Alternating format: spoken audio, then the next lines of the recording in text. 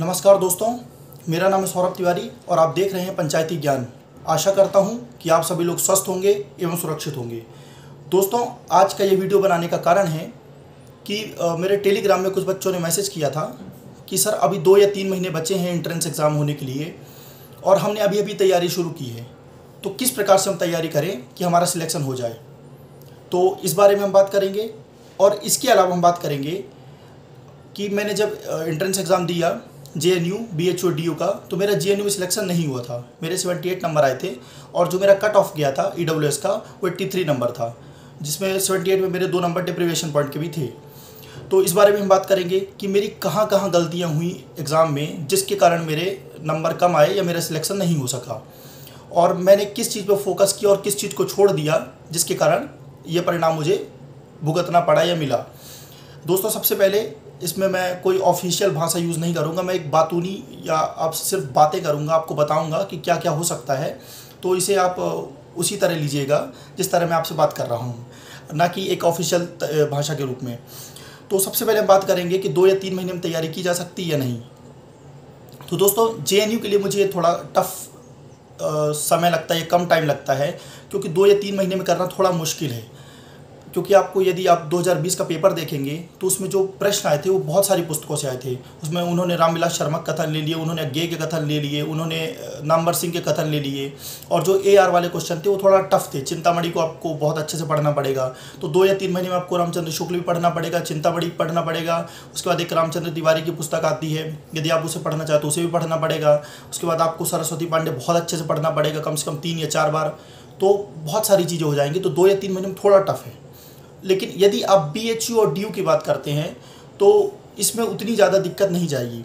यदि आपको BHU का एग्ज़ाम देना है तो आप सिर्फ सरस्वती पांडे पढ़कर और जो BHU के प्रीवियस ईयर के एग्ज़ाम हैं जो हुए हैं उनके 10 साल के पेपर लगाकर आप लगभग क्लियर कर सकते हैं, आप अपनी सीट पा सकते हैं।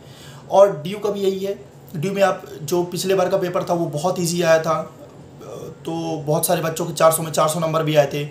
तो इस बार भी पेपर वैसा ही रहेगा। तो आप सरस्वती पांडे पढ़कर और जो DU के प्रीवियस ईयर पेपर है उनको सॉल्व करके आप एग्ज़ाम क्लियर कर सकते हैं। रही बात JNU की, तो JNU में आपको सरस्वती पांडे बहुत अच्छे से पढ़ना पड़ेगा। यदि आपको 2 या 3 महीने पढ़ना, कम से कम 8 या 9 घंटे रोज़ देना पड़ेगा। उसके बाद आपको सरस्वती पांडे के अलावा रामचंद्र शुक्ल पूरी पढ़ना पड़ेगा, चिंतामणि पूरी पढ़ना पड़ेगा।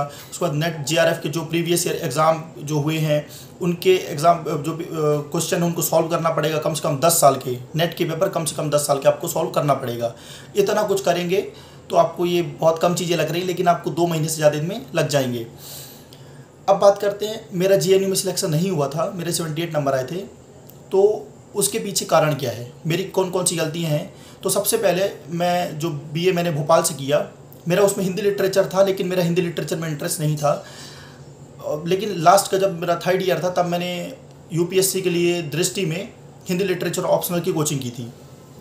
तो वहाँ से मुझे बहुत फ़ायदा मिला, क्योंकि जो बहुत सारे क्वेश्चन आए थे वो सीधे सीधे ऐसे आए थे जैसे UPSC के सिलेबस से उठाकर या UPSC में जो सिलेबस पूछा गया है उससे उठाकर पूछ लिए गए हों। तो जो टफ़ क्वेश्चन थे वो ज़्यादातर UPSC के सिलेबस से आए थे, तो लगभग मुझसे बन गए थे। लेकिन मैंने क्या किया था, जब DU का एग्ज़ाम हुआ था तब तक मैंने रामचंद्र शुक्ल नहीं पढ़ी थी, और जब DU के और JNU के बीच 1 महीने का समय हम लोगों को मिला था तब मैंने रामचंद्र शुक्ल उठाई और उसके नोट्स बनाने चालू कर दिए। मैंने सरस्वती पांडे का रिवीजन छोड़ दिया। अब जब एग्ज़ाम हुआ तो मुझसे जो टफ़ क्वेश्चन थे वो तो बन गए, लेकिन सरस्वती पांडे के जो इजी क्वेश्चन आए थे, जैसे कि एक क्वेश्चन तो यहाँ तक आया था कि अज्ञे का कोई क्वेश्चन था वो मुझसे छूट गया। भवानी प्रसाद मिश्र का शायद एक क्वेश्चन आया था वो भी मुझसे छूट गया, और शमशेर बहादुर वाला छूट गया। एक मीरा का क्वेश्चन आया था जिसमें जहर वाला था, वो छूट गया मुझसे। तो बहुत सारे जो इजी क्वेश्चन थे जो बन जाने चाहिए वो मैंने छोड़ दिए, और जो टफ़ क्वेश्चन थे वो कर लिए। तो इसमें दिक्कत कहाँ हुई, मैंने सरस्वती पांडे छोड़ा।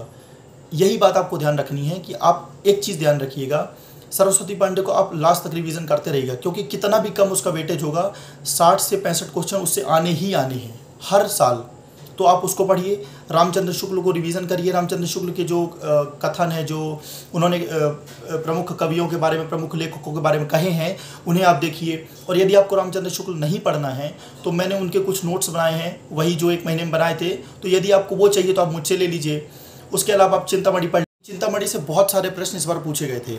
उसके बाद दोस्तों, मैं एक बात पर आपका फिर से ध्यान दिलाना चाहता हूँ, यदि आपको JNU का एग्ज़ाम देना है तो आप नेट के पेपर 10 साल के कम से कम ज़रूर लगाइए, क्योंकि बहुत सारे कथन और कारण वाले जो ए और आर वाले प्रश्न थे वो वहाँ से यदि नहीं भी पूछे गए थे तो बहुत सारे उनके जो तरीके थे वो सेम थे। तो मेरे हिसाब से जो मेरा एक्सपीरियंस है, जो मैं फेल होने का एक एक्सपीरियंस है, तो मैं आपको बता सकता हूँ कि आपको पढ़ना चाहिए। और इतनी सी मेरी बात मान लीजिए कि आप नेट जेआरएफ के ज़रूर पेपर लगाइएगा, तभी सिलेक्शन आपका पक्का होगा। अंत में आप सभी को एग्ज़ाम की शुभकामनाएं। तैयारी करते रहिए, लेकिन अपना ध्यान रखिए, अपने घर वालों का ध्यान रखिए। इस महामारी के दौर पर बाहर निकलने से बिल्कुल बचिए, घर पर रहिए, सुरक्षित रहिए। धन्यवाद।